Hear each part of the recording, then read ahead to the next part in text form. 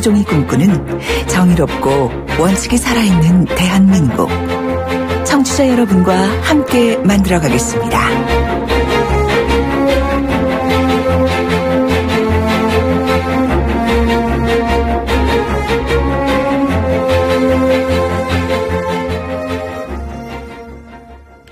앞서 일부에서 방통위의 박문진 보궐이사 선임에 대한 자유한국당 정태욱 원내대변인 입장 한번 들어보셨습니다.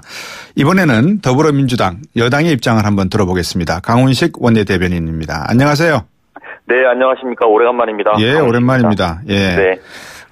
지금 오늘 박문진 보궐이사 선임에 대해서 지금 뜨겁습니다. 그죠?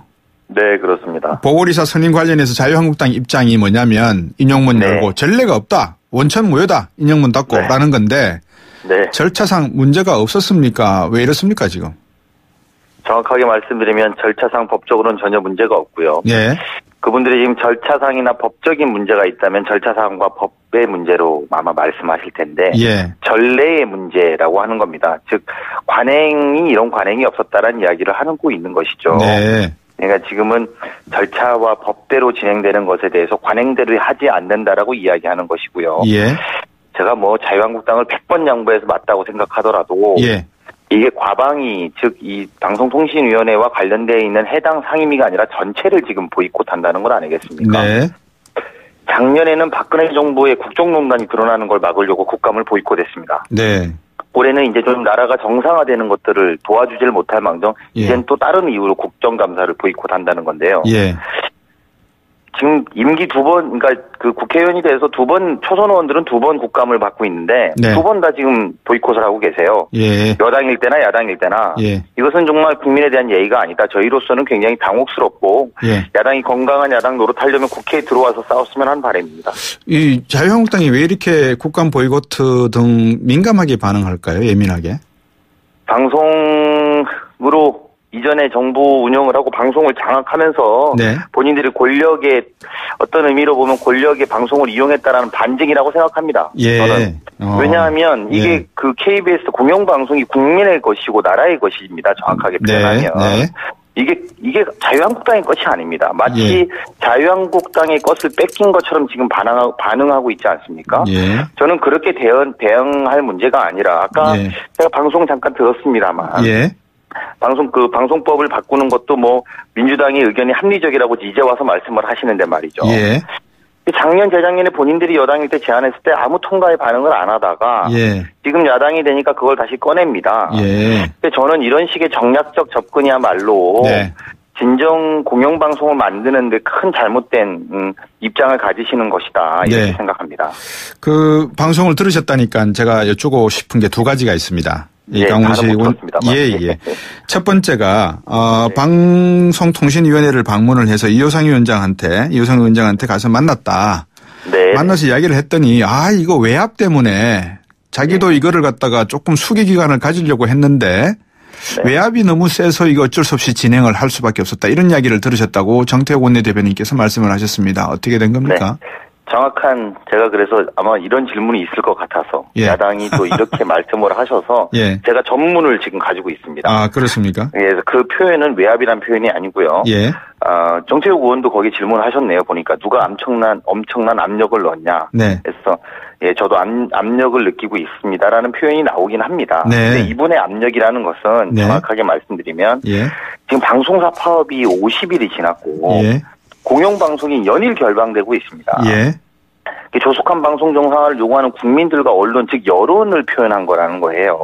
이분이 말씀하신 압력을 느끼는 건. 여론의 압력이다.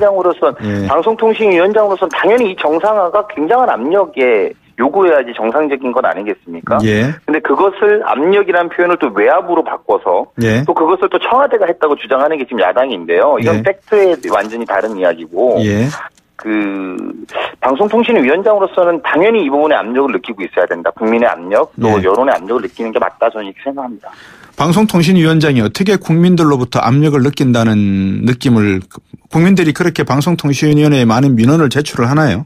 네, 그런 것보다도 이제 파업 자체가 50일 지났으니까요. 공영방송이 제대로 기능을 못하니까. 그렇죠. 정상화를 해야 되는, 네. 정상적으로 유지해야 되는데, 네. 어떤 언론사라도 방송통신위원장으로서는, 언론사가 파업해서 공영방송이 50일이나 지나는데, 결방되고 이러는 부분에서 국민의 여론을 못 느낀다면 그것도 또 문제 아니겠습니까? 이번에 결방되는 거 보니까 방송사 한 개쯤은 없애도 되겠던데요, 보니까. 예, 제가 답변하기 어려운 질문입니다. 두 번째 질문입니다. 네. 또 정태욱 원내대변인께서 이렇게 말씀하셨어요. 잘못된 시그널을 받을 수가 있다. 무슨 말이냐면 김장겸 MBC 사장의 임기가 보장되는 것으로 시그널이 잘못 전달될 수 있으니 이렇게 또 말씀을 하셨답니다. 이 시그널이라고 하는 게 누구로부터 이런 이야기는 누가 생각을 했을까요? 저는 이 자의적 해석에 좀 정도를 지나친다. 그리고 이게 우리가 지금 이 방송통신위원장님의 말꼬리를 잡아서 이렇게 저렇게 해석하는 문제의 본질은 아니라고 봅니다. 예. 우리 당 의원들도 거기에 있었으니까요. 중요한 것은 어쨌든 굉장히 오랫동안 공영방송을 권력이 이용해서 지금 이 상황까지 온 것이고. 예. 그래서 많은 노조, KBS나 MBC나 노조들이 나가서 지금 연일 이렇게 파업하고 있는 것 아니겠습니까? 근데 네. 이걸 해당하는 상임위에서 이걸 정상화시키는 노력을 함께 해야 될 판에, 예. 이거 자기의 추천권이 여기가 있냐, 추천권이 저기가 있냐라는 식의 관점과 논란으로 만들 것이 아니라, 예. 정상화에 대한 의견을 좀 내셨으면 좋겠고요. 네. 이효성 통신위원장은 기본적으로 실제로 이 공영방송을 정상화해야 된다는 걸 가장 큰 본인이 해야 되는 소명이라고 생각하고 있고, 예. 이 문제를 있어서 저희 여당으로서는 그분에게 응원한다라는 표현보다도, 예. 그분이 실제로 객관적으로 무너졌던 공영방송이 반듯하게 설 수 있도록, 예. 저희가 중심을 잘 잡아야 된다고 생각하고 있습니다. 우리 강원식 원내대변인께서도 기억하시겠지만 과거에 노무현 정부 때 KBS 사장했던 정인주 사장, 이명박 대통령이 당선되자마자 곧바로 또 이렇게 교체가 있었지 않습니까? 그죠? 그렇습니다. 그 과정에서 상당한 또 말이 많았지 않습니까? 맞습니다. 그것에 네. 지금 재판을 보는 듯한 모습이란 말입니다. 많은 국민들은. 그러니까 네. 이게 이렇게 말씀을 드리면 어떨까 싶습니다. 자유한국당이 되었건 더불어민주당이 되었건 그 행태는 변하지 않는다. 자유한국당이 되면 나라가 종북 세력들이 잡으니까 나라가 위태롭다는 명분을 대고 방송개혁을 이야기하면서 사장을 갈아치우려고 하고, 더불어민주당이 여당이 되면 공영방송의 임무다라는 이야기를 하면서 사장의 임기가 남았는데도 갈아치우려고 한다. 중도적 입장에서 바라보는 국민들의 시각에서는 어떻게 이해를 하면 좋겠습니까? 그렇게 보실 수 있죠. 예. 소위 야당이 여당 될 때 네. 되는 여당마다 입장들을 이유로 이걸 이야기한다라고 말씀드릴 수 있는데, 네. 사실은 만나면 좋은 친구였던 MBC가, MBC 뉴스가 지금 시청률이 2%도 안 되는 방송으로 그러죠. 전락된 건 사실이죠. 예. 그러니까 제가 드리고 싶은 말씀은 다 국민들은 알고 계신다는 겁니다. 예. 그리고 이 문제를 사실 또 그렇게 어떤 구도적인 측면, 즉 사장이 바뀌고 내용이 네. 바뀐다라는 구도적인 한 발 떨어져서 그렇게 보면 표피만 보면 그럴 수 있지만 네. 사실 국민에게 사랑받아야 공영방송 아니겠습니까? 네. 이미 국민들은 MBC나 이런 공영방송이 멀어져 가는 걸 충분히 느끼고 있고, 이런 과정을 통해서 저희가 그걸 정상화하고 공영방송을 사랑받게 만들 수 있다라고 약속할 수는 없습니다. 네. 기본적으로는 MBC와 KBS 구성원들이 그렇게 만들어 주셔야 되는 것이죠. 네. 다만 많이 흐트러졌던 것들을 원칙으로 바로 세우는 것은 저희 역할이다, 이렇게 생각이 듭니다. 제가 이렇게 질문을 돌직구로 던질 수 있는 강훈식 원내대변인이 오히려 저는 편하기 때문에 이렇게 말씀을 바로 드리는 겁니다. 그만큼 청취자분들 이해하실 거라 생각이 들고, 그다음에 한 가지 더 여쭙겠습니다. 우리 강훈식 원내대변인께서도 방송활동을 많이 하셨잖아요. 그럼 종편도 있고 말씀하신 공영방송이라 그래서 KBS, MBC, SBS가 있는데, 앞에서 제가 똑같은 질문을 했습니다. 우리 사회에 정치검사, 정치군인, 그게 정치교육인, 이런 식으로 대학 교수도 정치하려고 하는 사람들이 교수 폴리페서라고 부르지 않습니까? 네, 그렇습니다. 그럼 방송국 안에도 정치하려고 하는 사람들이 분명히 있을 거란 말입니다. 추측한데. 네. 이 부분이 공영이라고 하는 이름자에 맞물려서 돌아가게 되면 정말 방송다운 방송은 없어지고 자기들의 이해에 속셈에 따라서 움직이는 방송이 될 거란 말입니다. 이걸 어떻게 원천적으로 좀 봉쇄할 수 있는 방법 없을까요? 저는 곽수정 박사님이 아주 예리한 지적이다 이렇게 표현하고 싶은데요. 왜냐하면 이 문제가 궁극적으로 네. 이 방송인들, 언론인들의 자각과 자성이 굉장히 중요한 문제입니다. 그러니까요. 네, 그러니까 이 부분을 저희가 빼뜨리고 이야기할 수는 없는 거거든요. 네. 같이. 예. 사실 제가 여당의 대변인입니다만 이런 부분이 참 조심스럽습니다. 어떤 네. 의미로. 네. 그러니까 즉 바꿔 말하면 저희가 공정한 상황을 만들 수는 있지만 네. 공정한 방송은 그들의 몫입니다. 언론인의 몫입니다. 그리고 그것들은 언론인의 스스로의 자성의 목소리 네. 그리고 자성적 분위기를 만들어 나가는 목 또한 저희가 지적하지 않을 수 없다. 네. 그러니까 그 언론인까지 예를 들면 정치권이 공정하게 만들겠다고 하는 순간 저는 공영방송의 틀은 깨진다고 생각합니다. 예. 저희가 그런 제도와 시스템을 만드는 노력은 해야 될 것이지만 네. 결과적으로 마지막 활용 점정은 언론인의 몫이고 그런 부분에서 파업을 하든 파업을 하지 않든 모든 노조가 아니든 간에 네. 그런 공영방송을 만들어가는 언론인의 목 또한 또 말씀드려야 된다 생각이 듭니다. 지금 그 고대영 사장 말입니다. 그죠? 네. 이 국정원에 불리한 보도하지 않는 대가로 현금 200만 원 받았다는 의혹이 불거졌다. 이런 내용들이 보도로 나오고 있거든요. 네. 이 기사를 보면서 좀 한심하다라는 생각이 들었어요. 200만 원을 가지고 고대영 사장을 사퇴시키기 위한 기사로 올렸을까? 이런 생각이 들었거든요. 네. 이런 거는 좀 더 구체적이고 해 주셔야 되지 않겠습니까? 그렇습니다. 이게 이제 뭐 국정원 관련해서 이제 뭐 그런 이야기를 듣다는데 사실은 납득하기 참 어려운 상황이잖아요. 네. 이런 일이 벌어졌다는 것 자체가 그럼요. 그게 사실 여부를 떠나서 그렇죠. 납득하기 좀 어렵고 또 한편으로 보면 정말 그랬을까라고 의심도 드는 것 또한 사실이죠. 일반적인 시각에서 보면. 근데 어쨌든 이런저런 이야기 이전에 저는 사실은 이런 디테일한 문제 이전에 KBS와 MBC가 국민으로부터 자꾸 외면받는 것 자체가 안타깝게 생각이 들고요. 이런 문제의 쟁점은 좀 더 본질로 끌고 와야 된다 이렇게 생각이 듭니다. 우리 강훈식 의원님. 네. 그 상임위가 어디십니까 혹시? 저는 국토교통위원입니다. 아쉽다. 왜냐 그러면 제가 여쭤보고 싶은 게 KBS와 MBC 공영방송국에 직원들 평균 임금이 어느 정도 되는지 여쭤보고 싶어서요. 저 정확하게는 잘 모릅니다만. 그러니까요. 굉장히 높은 걸로 알고 있고요. 높은 편인 걸로 알고 있고 높은 편인 이유는 아까 말씀을 우리가 잠깐 나눴습니다만 정권이 바뀔 때마다 또 새로운 사장이 올 때마다 그런 것들을 좀 그렇게 한 부분도 있다고 들었습니다만 그게 구체적인 내용은 잘 모릅니다. 언제 한번 그 이야기를 또 나눠봐야 되겠습니다. 하여튼 국감 현장에서 바쁘신데 뭐라 그럴까요? 우리 강훈식 원내대변인이 말이 입이지 않습니까? 더불어민주당. 지금은 국민들이 다 이 더불어민주당의 정책과 개혁, 변화에 대해서 관심이 많으시니까 오해가 없으시도록 잘 좀 말씀들을 이끌어 주시기 부탁드리겠습니다. 네, 알겠습니다. 노력하겠습니다. 늘 고맙습니다. 고맙습니다. 네, 고맙습니다. 더불어민주당 강훈식 원내대변인이었습니다. 청취자가 묻고 박 박사가 전한다. 방송을 들으시면서 궁금하신 사항은 문자 메시지로 보내주세요. 샵 0945번, 우물정 0945번으로 짧은 문자 50원, 긴 문자 100원의 정보 이용료가 있는 문자 메시지로 보내주시면 박 박사가 꼼꼼하게 읽고 인터뷰에서 대신 질문해드립니다. 오늘 들으신 인터뷰 방송은 YTN 라디오 곽수종의 뉴스 정면 승부 홈페이지나 팟캐스트, 팟빵을 통해 다시 확인하실 수도 있습니다.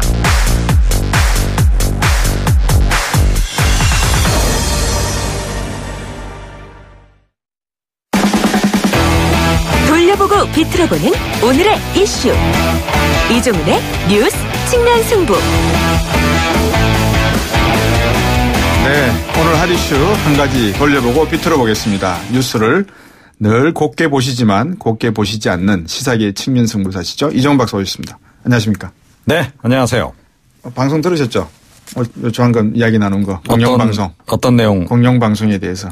공영방송에 대해서는 요즘에 드릴 말씀이 없습니다. 왜 그렇습니까?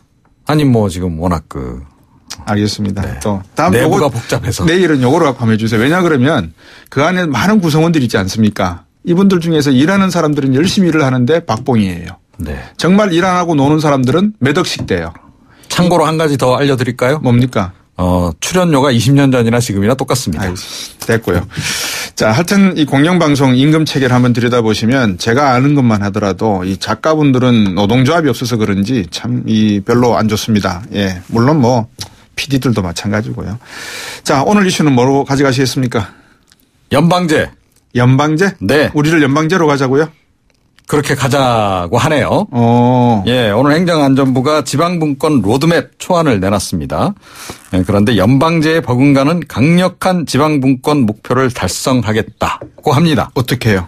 예, 5대 핵심 전략을 내걸었는데 네. 사실은 뭐 이제까지 계속 그 지방분권 차원에서 이야기하던 것과 크게 다르진 않습니다. 네. 중앙 권한의 뭐 획기적 지방 이양, 강력한 재정분권 추진, 자치단체 자치역량 제고, 풀뿌리 주민자치 강화, 네트워크형 지방행정체계 구축. 예. 그래서 지방 이양 일괄법도 제정을 하겠다고 하네요. 지방 분권을 확실하게 하겠다. 그래서 강력한 재정분권도 추진하겠다. 네. 개헌도 하겠다는 거죠. 예, 그렇습니다. 예. 문재인 대통령도 마침 때 맞춰서 네. 지방분권 개헌을 이제 다시 한번 강조를 했는데요. 네. 오늘이 이제 제5회 지방자치의 날이거든요. 예. 기념식에 이제 참석을 해서 예.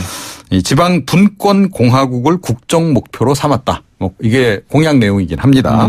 그래서 명실상부한 지방분권을 위해서 지방분권 개헌을 추진하겠다. 그렇군요. 제2국무회의 제도화. 자치입법권, 자치행정권, 자치재정권, 자치복지권 4개 이 4대 지방자치권도 헌법화하겠다. 라고 이야기를 했습니다. 네.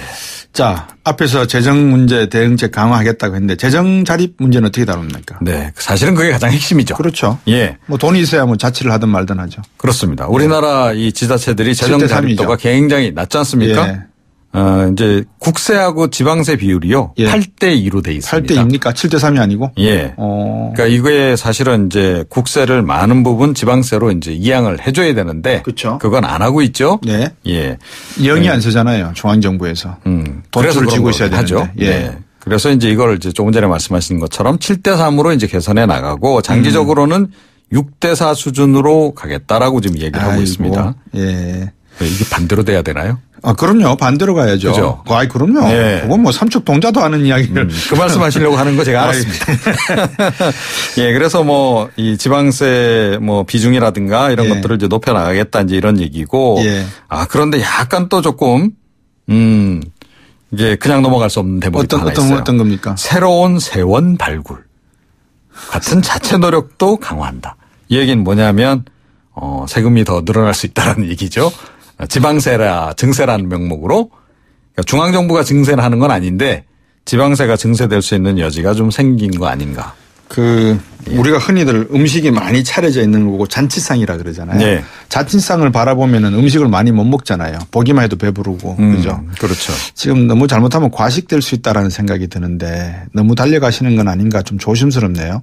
소방직도 국가직화한다고 했지 않습니까? 그죠? 예, 그렇습니다. 그러니까 지금 그 국가직 소방공무원은 7월 기준으로 해서 583명 정도밖에 안 되고요. 네. 나머지 44,792명은 시도지사가 임명하는 지방직 공무원입니다. 네. 그러니까 광역자치단체 공무원이라는 얘기인 거죠. 예. 그런데 이들을 이제 전원 국가직으로 전환하기로 일단 오늘 결정을 내렸습니다. 네. 그런데 또 이 인사권이라든가 지휘 통솔 권한은 시도지사에게 그냥 현행대로 그대로 유지를 하는 그런 식의. 그래서 이 초중등 교원하고 유사한 형태로 한다 뭐 이런 얘기네요 지금. 이게 제 감이 맞는지 안 맞는지 모르겠는데 네. 뭐 정치 아마추어 입장에서 내년도 6월 지자체 선거에 김현미 행안부 장관도 국토안전부 장관도 나오실 가능성이 있다는 생각이 갑자기 들고. 네. 김부겸 국토부 장관이시죠. 그분도 나오실 가능성이 있을 것 같고 거기에 아마 이 개헌 문제하고 엮여가면서 네. 이거를 심판이라고 하기는 너무 이르지만 하나의 문재인 정부의 정책 비전, 그랜드 디자인 이러면서 이거를 심판받겠다 이렇게 나갈 수도 있겠네요. 뭐 그렇게까지는 안 가겠습니다만 하여튼 예. 개헌 문제하고 내년 지방자치하고가 묘하겠다 이렇게 연계가 지금 싹 돼버린 그런 느낌이 들죠. 예, 예, 그런 부분이 분명히 있고. 예. 자 이렇게 해서 자치단체를 지금 상당수를 좀 장악해 나가려고 하는 거 아니냐라고 하는 정치적인 의혹은 충분히 가질 수 있죠. 네. 제 방송에서 구체적으로 아직 누가 나올 거다 이런 걸 말을 하면 안 되는군요. 네, 제가 그렇습니다. 아직 방송이 미숙해서 네. 실명을 거론을 했습니다. 네. 청취자 여러분께서 들으신 거는 잊어버리시기 바랍니다. 네. 네, 제가 이야기 안 했습니다. 경찰은 자치경찰제로 가야 되겠네요, 그죠? 예. 그래서 그거는 좀 안 맞는 거 아니냐 이런 얘기가 나와요. 예. 그러니까 아니 뭐 지방분권을 한다 그러면 예. 소방직 뭐 처우는 개선하더라도 예. 뭐 신분은 그대로 지방공무원 신분으로 두는 게 맞는 거 아니냐. 그리고 경찰도 그렇죠. 자치경찰제 가야죠. 이제로 가야 되는 그런 게 추세라면 네. 뭐 소방직 경찰직 다 같이 지방공무원으로 가는 게 맞는 거 아니냐라는 예. 얘기가 지금 일각에서 나오곤 있습니다. 예. 어찌 됐건 이 광역자치단체에 경찰권을 부여하는 수준의 네. 자치경찰제를 도입을 하겠다라고 지금 이야기는 일단 하고 있습니다. 예, 6715번님이요. 경찰차, 순찰차, 운전경찰들은 왜 안전벨트 안 하나요? 긴급 시에는 안 매도 되는 건 알겠는데 핸드폰 사는 경찰벨트 매는 경찰은 거의 본 적이 없습니다. 이렇게 이야기하시네요. 자치경찰 되면 없어지겠죠. 뭐. 오늘 말씀 잘 들었습니다. 고맙습니다. 네. 시사평론가 이종훈 박사였습니다. YTN 7시 뉴스 듣고 3부로 오겠습니다.